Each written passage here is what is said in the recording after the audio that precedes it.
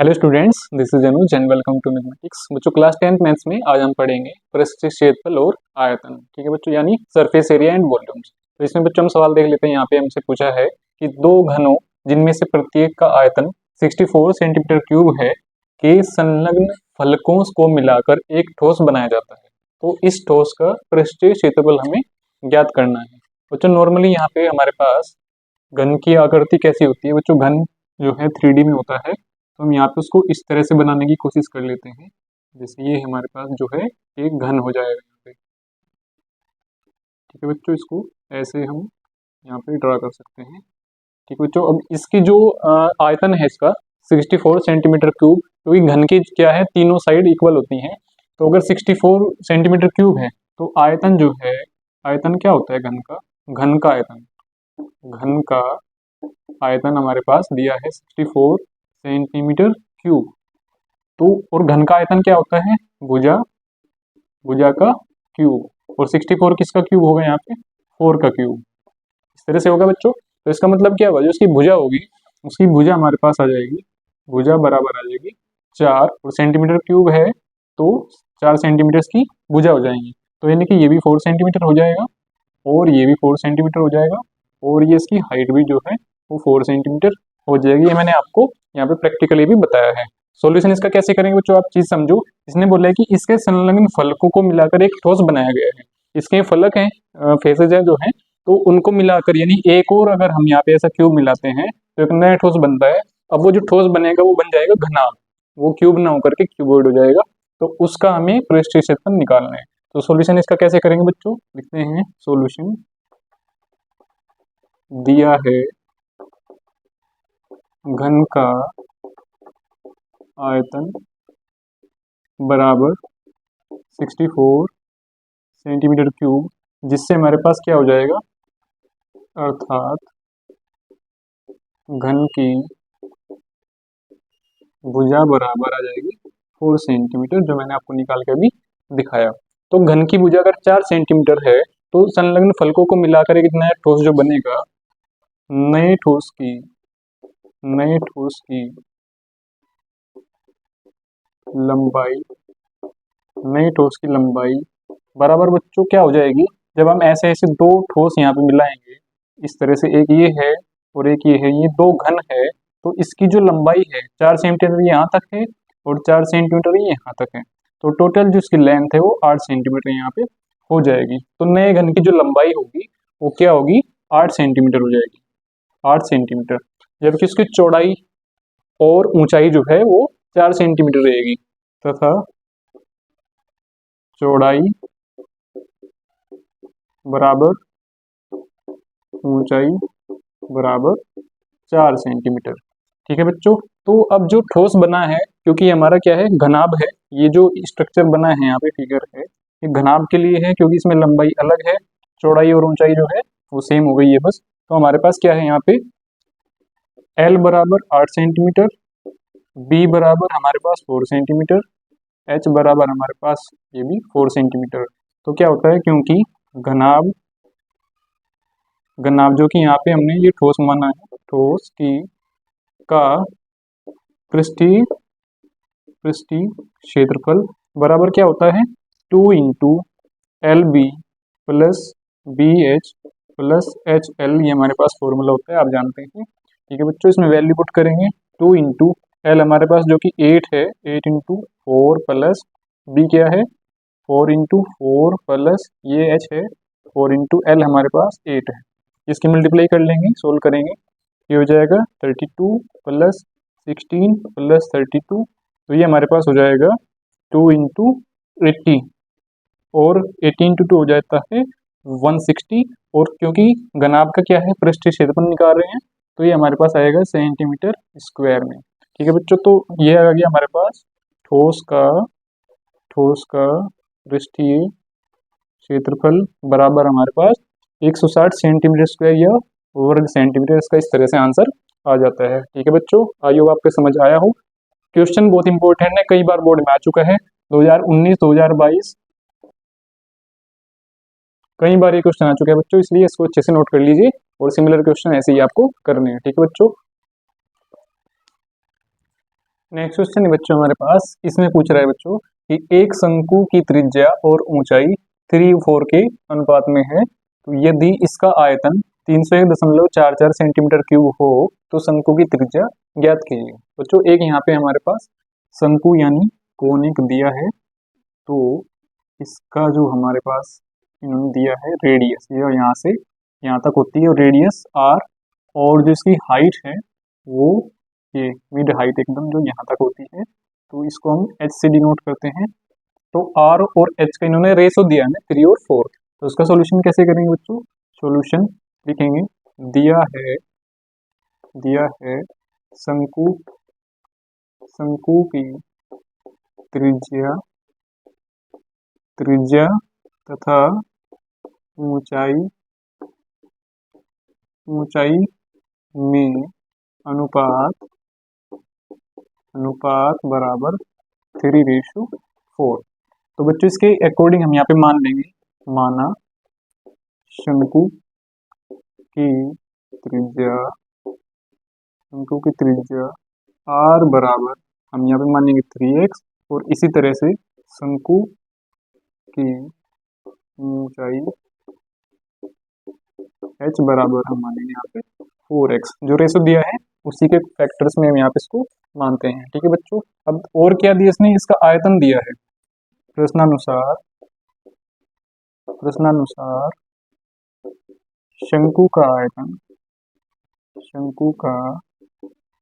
आयतन बराबर 301.44 centimetre cube यहाँ पे दिया है।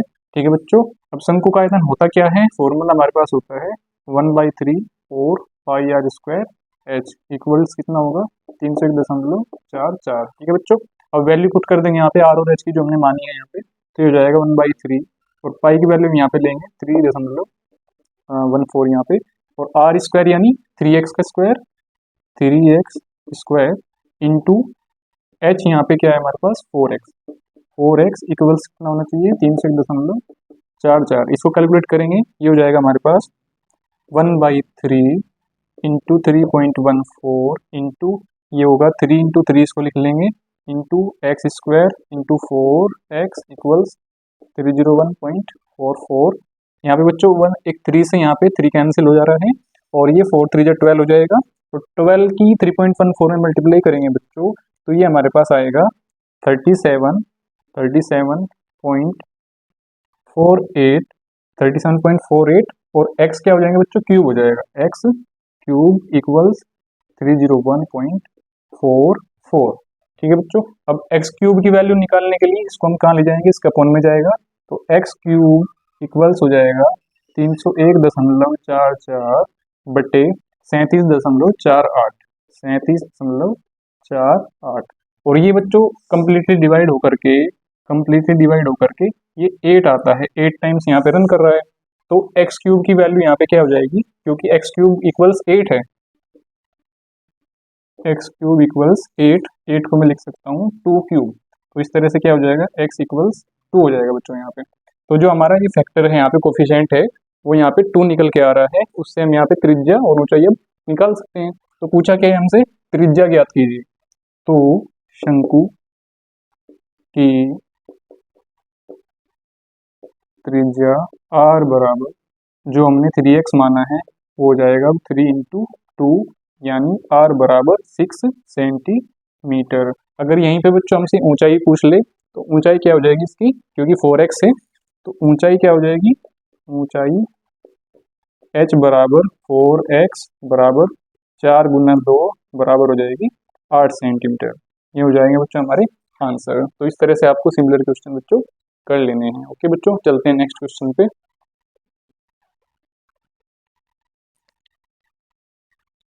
नेक्स्ट क्वेश्चन है बच्चों हमारे पास एक आकृति है बच्चों, यहाँ पे आप देख रहे होंगे, यहाँ पे एक अर्धगोला है जिसके ऊपर एक शंकु टिका हुआ है, हमारे पास एक तरह का बच्चों खिलौना है यहाँ पे। तो इस खिलौने में बच्चों शंकु की ऊंचाई हमें मिली है यहाँ पे 2 सेंटीमीटर, और जो ये अर्धगोला है इसका बच्चों हमारे पास आधार का व्यास यहाँ पे मिला है, ये व्यास यहाँ पे दोनों का बराबर है। तो व्यास अगर 4 सेंटीमीटर है बच्चों, तो यहाँ पे त्रिज्या हमारे पास क्या हो जाएगी, हम लिखेंगे जिससे क्या हो जाएगा, आधार की त्रिज्या बराबर हमारे पास 2 सेंटीमीटर यहाँ पे हो जाएगी। बच्चों ये सॉल्यूशन ही है हमारा, सीधे सीधे क्वेश्चन बहुत बड़ा है रिटर्न में। तो ये त्रिज्या जो 2 सेंटीमीटर हो जाएगी इसकी यहाँ पे, और शंकु की ऊंचाई हमें मिली है, और हमसे पूछा क्या है बच्चों, इसने आयतन पूछा है कि इस खिलौने का जो ये वाला हमारे पास शेप है इसकी हमें आयतन निकालना है। ठीक है बच्चों, तो क्या हो जाएगा, तो खिलौने का आयतन आयतन बराबर क्या होगा, शंकु का आयतन प्लस इस अर्धगोले का आयतन। शंकु का आयतन प्लस अर्धगोले का आयतन। क्या होता है बच्चों शंकु का आयतन, हमारे पास फॉर्मूला होता है 1/3 पाई आर स्क्वायर एच, प्लस अर्धगोले का आयतन क्या होता है 2/3 और पाई आर क्यूब इसमें होता है हमारे पास। बच्चों यहाँ से हम यहाँ पे 1/3 और पाई आर स्क्वायर मैं दोनों में से कॉमन ले लेता हूँ, तो यहाँ पे बचेगा मेरे पास h, प्लस यहाँ से बचेगा 2 और एक बचेगा r। ठीक है बच्चों, अब यहाँ पे हम वैल्यूज रख देते हैं जो हमारे पास है। यहाँ पे त्रिज्या हमारे पास 2 सेंटीमीटर है, r की वैल्यू, क्योंकि r बराबर कितनी है बच्चों 2 सेंटीमीटर, और h बराबर क्या है 2 सेंटीमीटर। ये वैल्यूज हम यहाँ पे रख देंगे तो हमारे पास आ जाएगा जो खिलौने का आयतन है v बराबर 1/3, और पाई की वैल्यू मैं रखूंगा यहाँ पे 3.14 इंटू आर स्क्वायर मतलब 2 स्क्वायर यानी 4 हो जाएगा, और एच भी क्या है हमारे पास 2 है, प्लस आर भी 2 है, तो 2 इंटू 2 ये हो जाएगा हमारे पास। तो इसको कर लेंगे बच्चों, ये हो जाएगा 4/3 इंटू 3.14, और ये हो जाएगा हमारे पास 6। ठीक है बच्चों, अब 3 से ये 6 डिवाइड हो रहा है 2 टाइम्स, तो हमारे पास क्या आ जाएगा, इसकी मल्टीप्लाई करेंगे तो हो जा रहा है हमारे पास 12 इंटू 5 6, इसकी मल्टीप्लाई होगी, और 3 से ये 2 टाइम्स यहाँ पे कट रहा है, और ये हो जाएगा बच्चों 12, और ये हो जाएगा 25।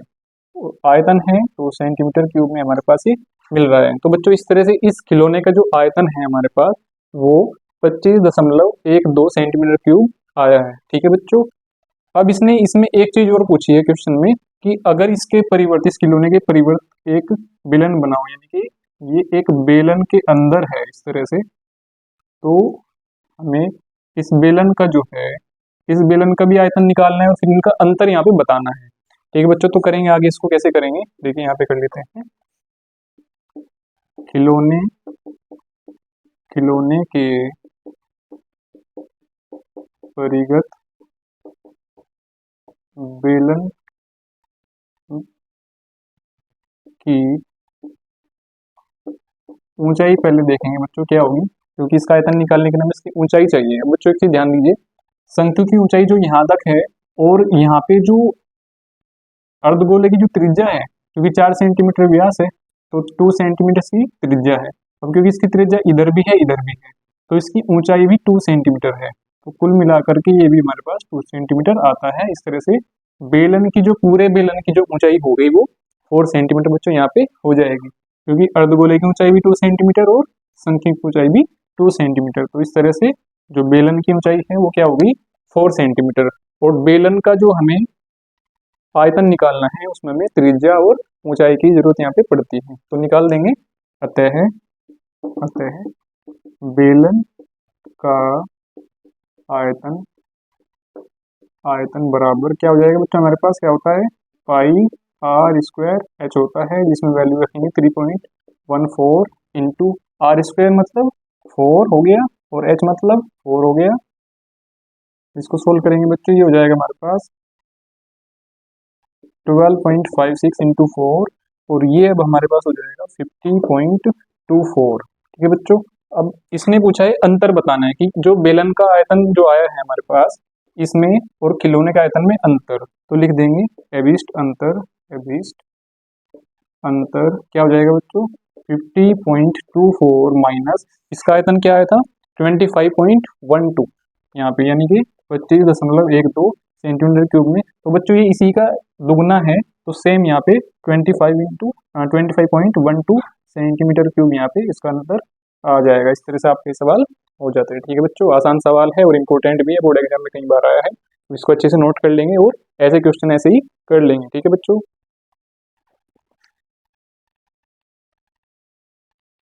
आइए बच्चों, अब इस चैप्टर के कुछ इंपॉर्टेंट फॉर्मूला हम यहाँ पे रिकॉल कर लेते हैं बच्चों, ताकि आप सिमिलर क्वेश्चंस आसानी से कर पाओ। बच्चों, जो घन हमारे पास होता है हम लोगों ने यहाँ पे निकाला, क्योंकि घन की जो साइड होती है वो तीनों तरफ एक ही होती है, 6 जो फेसेज इसके होते हैं वहाँ पे एक ही साइड में मान ली ए है, तो इसका जो आयतन होता है, आयतन क्या होता है बच्चों, यहाँ पे भुजा का क्यूब यानी ए क्यूब होता है। और ऐसे ही इसका पृष्ठीय क्षेत्रफल पूछा जाता है, तो इसका पृष्ठीय क्षेत्रफल क्या होता है बच्चों, पृष्ठीय क्षेत्रफल इसका होता है 6a स्क्वायर यानी 6 इंटू भुजा स्क्वायर। ठीक है बच्चों। और एक हमारे पास क्या होता है यहाँ पे घनाभ, जिसमें बच्चों भुजाएं जो हैं थोड़ा अलग अलग भी हो जाती हैं। ठीक है बच्चों, उसके लिए कैसे करते हैं यहाँ पे, उसमें एल बी और एच तीनों अलग अलग है, लंबाई चौड़ाई और ऊंचाई जो है तीनों अगर अलग अलग है, तो इसकी जो आयतन होता है घनाभ का, ये घनाभ में लिख दिया यहाँ पे, घनाभ का जो आयतन होता है बच्चों, आयतन बराबर क्या होता है, L into B into H, सीधे सीधे। ठीक है बच्चों। और अगर इसका पृष्ठीय क्षेत्रफल पूछा जाए, पृष्ठीय क्षेत्रफल अगर इसका पूछा जाए, तो ये बच्चों होता है 2 into L B plus B H plus H L, ये जो मैंने क्वेश्चन में भी अभी आपको अप्लाई करके दिखाया था। ठीक है बच्चों, इसका होता है पृष्ठीय क्षेत्रफल। और इसी तरह अगर हम गोले की बात करें, तो गोले का जो आपने आयतन अभी किया है, निकाला है, गोले का आयतन क्या होता है हमारे पास, 4/3 पाई आर क्यूब यहाँ पे होता है। ठीक है बच्चों। इसी तरह से हमारे पास इसका पृष्ठीय क्षेत्रफल क्या होता है बच्चों, पृष्ठीय क्षेत्रफल इसका होता है 4 पाई आर स्क्वायर। ठीक है बच्चों। अगर ये अर्धगोला हो जाए, ठीक है यहाँ पे बच्चों, अगर ये अर्धगोला है तो इसका जो आयतन होगा, आयतन तो सिंपली इसका आधा हो जाएगा यानी 2/3 पाई आर क्यूब। ठीक है बच्चों। लेकिन इसका जो पृष्ठीय क्षेत्रफल होगा, पृष्ठीय क्षेत्रफल, इसमें बच्चों यहाँ पे दो तरह का हो जाएगा, एक तो वक्र पृष्ठीय क्षेत्रफल हो जाएगा, एक कुल पृष्ठीय क्षेत्रफल हो जाएगा। तो अगर मैं वक्र पृष्ठीय क्षेत्रफल की बात करूंगा, तो ये हमारे पास क्या हो जाएगा, 2 पाई आर स्क्वायर, एग्जैक्ट इसका आधा हो जाएगा यहाँ पे अर्धगोले का। ठीक है बच्चों। लेकिन अगर मैं इसमें संपूर्ण पृष्ठीय क्षेत्रफल की बात करूंगा, संपूर्ण पृष्ठीय क्षेत्रफल, तो इसमें बच्चों ये जो वक्र पृष्ठ है, इसमें ये वाला लेयर भी काउंट हो जाएगा, जिससे ये बन जाएगा हमारे पास 3 पाई आर स्क्वायर, क्योंकि ये भी एक वृत्त है, इसका पाई आर स्क्वायर हो गया। तो ये आपको डिफरेंस याद रखना है वक्र पृष्ठ में और संपूर्ण पृष्ठ में, जिससे आपको क्वेश्चन में मिस्टेक ना। ठीक है बच्चों। और क्या होता है बच्चों, हमारे पास एक अर्धगोला है, अगर इसके बीच एक अंदर खोखला है, अगर ये यानी रिंग, रिंग की मैं बात कर रहा हूँ यहाँ पे, जिसको हिंदी में यहाँ पे विलय भी लिखते हैं, विलय यानी रिंग। तो रिंग का अगर आयतन पूछा जाए बच्चों, क्योंकि आयतन क्या होता है हमारे पास 4/3 पाई आर क्यूब होता है, तो रिंग का क्या हो जाएगा 4/3 पाई भी आएगा, और आर जो है हमारे पास वो R cube minus R cube हो जाएगा, जहाँ कैपिटल आर की त्रिज्या जो होगी वो आप बाह्य गोला हो गया, और जो स्मॉल आर है वो आंतरिक त्रिज्या होगी, बाह्य त्रिज्या और आंतरिक त्रिज्या मान लीजिए। ठीक है बच्चों। तो इससे अब रिंग का यहाँ पे वॉल्यूम यानी आयतन निकाल सकते हैं। ठीक है बच्चों। आई होप इस वीडियो से आपको काफी हेल्प मिली हो। अब नेक्स्ट वीडियो मिलते हैं नेक्स्ट चैप्टर के साथ। ठीक है बच्चों, best of luck, God bless.